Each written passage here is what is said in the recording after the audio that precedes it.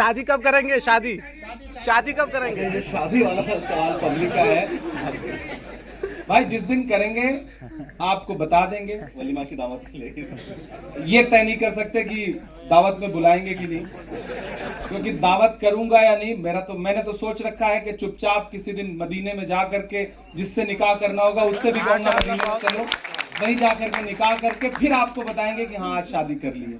और मुझे लगता है ये कोई सब्जेक्ट है ही नहीं है भाई। राहुल गांधी जी की अभी तक शादी नहीं हुई, सलमान खान की नहीं हुई है, बहुत बड़े बड़े लोग पढ़े, आप उनसे सवाल पूछो फिर मेरा नंबर आएगा। शुक्रिया। तो एक साथ हिंदुस्तान की हिस्ट्री में 146 MP एक साथ सस्पेंड किए गए, लोकसभा और राज्यसभा मिलाकर के। तो जब मैं बाहर निकला तो जो मकर द्वार पर खड़े रहते हैं जर्नलिस्ट, उन्होंने कहा कि आ गया मजा, सस्पेंड हो गए, बाहर आ गए। तो मुझे लगा कि आज के दिन अगर सस्पेंड होकर के बाहर ना आए होते, उस लिस्ट में नाम ना होता, तो हमें लगता कि हम बहादुरों में नहीं बल्कि बुजदिलों में गिने जा रहे हैं। तो उन्होंने कहा शायर हैं, शायरी की जबान में बताइए। तो मैंने वहीं एक नज्म हो गई थी, वो मैं कभी कभी सुना देता हूं कि जख्म पर जख्म खा के निकले हैं हाँ मगर मुस्कुरा के निकले हैं, जख्म पे जख्म खा के निकले हैं हाँ मगर मुस्कुरा के निकले हैं। सर झुकाने का हुक्म जब आया और भी सर उठा के निकले हैं, नारे हक लगा के निकले हैं, नारे हक लगा के निकले हैं। और उधर से जो सवाल था उसका जवाब इन 4 मिसरों में कि हर सितम का जवाब आएगा, देखना इंकलाब आएगा, अच्छे दिन का किए थे जो वादा उनका दिन भी खराब आएगा, उनका दिन भी खराब आएगा। हम तो निकले हैं मुस्कुराते हुए और वो तिल मिला के निकले हैं और भी सर उठा के निकले हैं। तुम्हारा क्या, तुम्हें तो सिर्फ मुस्तकबिल बनाना है, हमें लेकिन हमारे जैसों को काबिल बनाना है। तुम अपना काम करते हो, हम अपना काम करते हैं, तुम्हें तूफान बनाने हैं, हमें साहिल बनाना है।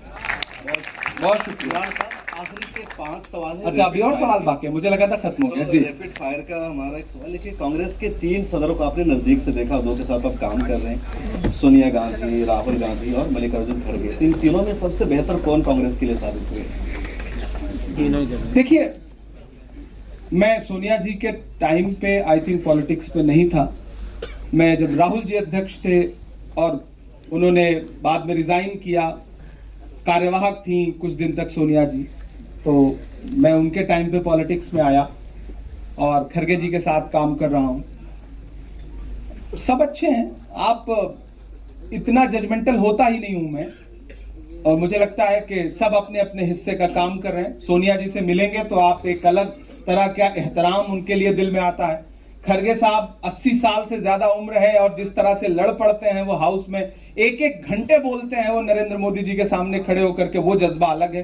राहुल गांधी जी की वजह से आज लोकसभा को पूरे दिन के लिए एडजेंट करना पड़ा, तो जो लड़ने का जज्बा राहुल जी में है, डरने ना वाला कि हाकिम डरता है, वो जज्बा उनका हम सबको इंस्पायर करता है। तो आई थिंक सब अपना अपना काम कर रहे हैं। कांग्रेस की सबसे बड़ी गलती क्या मानते हैं?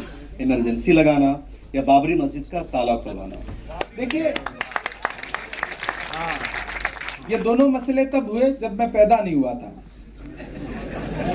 बाबरी मस्जिद की शहादत के वक्त मैं बहुत छोटा था, बहुत छोटा, 4-5 साल का। माजी में बहुत सारी सियासी गलतियां या यूं कहिए कि समाजी गलतियां 70-75 साल में हर पॉलिटिकल पार्टी से कुछ ना कुछ ऐसा होता है कि जिसको आप कोट करेंगे तो बहुत सारी चीजें निकल के आएंगी। मसला क्या है ना कि घर सजाने का तस्वुर तो बहुत बाद का है, पहले ये तय हो कि इस घर को बचाएं कैसे। लड़ाई के मैदान बदल गए हैं, लड़ाई के हथियार बदल गए हैं, और पुरानी गलतियों पे तबसरा करने के बजाय आने वाले दिनों में मुल्क और कॉन्स्टिट्यूशन बचे कैसे, और बाद में कॉन्स्टिट्यूशन पे चीजें चलें, गवर्नमेंट उस पे चले।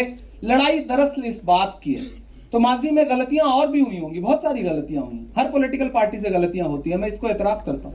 कांग्रेस का फ्यूचर आपको किस में नजर आ रहा है, राहुल गांधी में या प्रियंका गांधी में? दरअसल वहां ये लड़ाई ही नहीं है, ये तो मीडिया को, और मुझे अच्छा लगता है कि मीडिया इस पे बहस करे। मीडिया के वो नफरती चिंटू जो हैं, जिनको कोई काम नहीं है, जो दिन भर राहुल गांधी को कोसते रहते हैं, कम से कम इसी बहाने ये वाली डिबेट लेकर के आते हैं कि नहीं अब देखिए फ्यूचर कौन है। अरे भाई, वो भाई बहन, उनमें आपस में बहुत मोहब्बत है। जो उनको अलग करने की साजिश करे, दरअसल वो बेवकूफ है। वो दोनों मिल करके मजबूती के साथ, आप खुद देखिए प्रियंका जी जिस तरह से एहतराम करती हैं राहुल गांधी जी का, वो शायद आपकी बहन आपको ना करती हो, मेरी बहन उतना ना करती हो। तो ये उनके बीच में बहुत अच्छी बॉन्डिंग है और मुझे लगता है वो लड़ाई है ही नहीं वहां पर। अच्छा, 3 यूथ लीडर है देश में जो सियासी विरासत को संभाल रहे हैं, अखिलेश यादव, तेजस्वी यादव और आदित्य ठाकुर, वो भी अब जिम्मेदारी संभाल रहे हैं। तीसरा कौन बताया आपने? ठाकरे। आदित्य ठाकरे, अच्छा, sorry। वही मैंने सोचा ठाकुर कहां से आ गए। तो इन तीनों में ज्यादा सलाहियत आपको किसके अंदर नजर आती है? नो डाउट अखिलेश जी ज्यादा सलाहियतमंद हैं और बहुत अच्छे मुख्यमंत्री साबित हुए।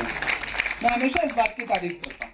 और मैं इलाहाबाद यूनिवर्सिटी में पढ़ाई कर रहा था, उस समय उनके जो छोटे चचेरे भाई हैं धर्मेंद्र यादव जी, हमारे सीनियर हुआ करते थे, तो हमारे बड़े अच्छे दोस्त भी हैं, आज भी बहुत अच्छे दोस्त हैं। और मुझे तो 2016 में उन्होंने यश भारती जैसा स्टेट का सबसे बड़ा लिटरेचर का अवार्ड दिया। मैं उस समय यंगेस्ट अवार्ड था, मुझे 29 साल की उम्र में। तो मैं हमेशा ये कहता हूं कि बहुत सलाहियत मंद है। और लोकसभा के इलेक्शन में समाजवादी पार्टी और कांग्रेस पार्टी ने जिस सलाहियत के साथ इनकी तमाम नफरत वाली राजनीति का बैंड बजाया, यहां तक कि अयोध्या तक हरा दिया, वो अपने आप में कमाल है। एक आखिरी सवाल इसका कि एआईएमआईएम के इन 4 लीडरों में असदुद्दीन ओवैसी, अकबरुद्दीन ओवैसी, इम्तियाज जलील और अख्तर उल ईमान, ज्यादा सेकुलर आप किसको मानते हैं? सोचना पड़ेगा, सोचना पड़ेगा। मुझे लगता है अख्तर उल ईमान ज्यादा सेकुलर है, क्योंकि बिहार की मिट्टी ज्यादा सेकुलर है। इशारा नहीं कर रहे आप उनको? नहीं, मैं कोई इशारा नहीं करूंगा। ये दरवाजे खुले हैं? नहीं, दरवाजों पे दस्तक तो चुनाव में पड़ी थी। चलिए, तो बहुत शुक्रिया, ये सेशन यहीं पर मुकम्मल होता है। अच्छा लगा बातचीत करके, थैंक यू। जो सवाल रह गए अगले सेशन में। बहुत शुक्रिया। और इमरान साहब, आपसे गुजारिश है कि चंद लम्हे अभी आप स्टेज पर ही रहें, क्योंकि हम चाहते हैं कि मिलर टाइम्स ने जो अपना ये सफर तय किया है 10 साल का। फॉर नूरुल खुदा Ansari please.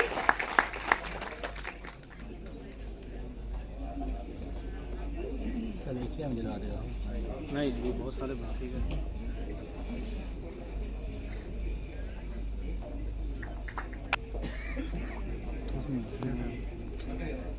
Thank you so much, Mr. Imran Pratapgiri. Thank you so much, Shams Tabriz. Thanks a lot.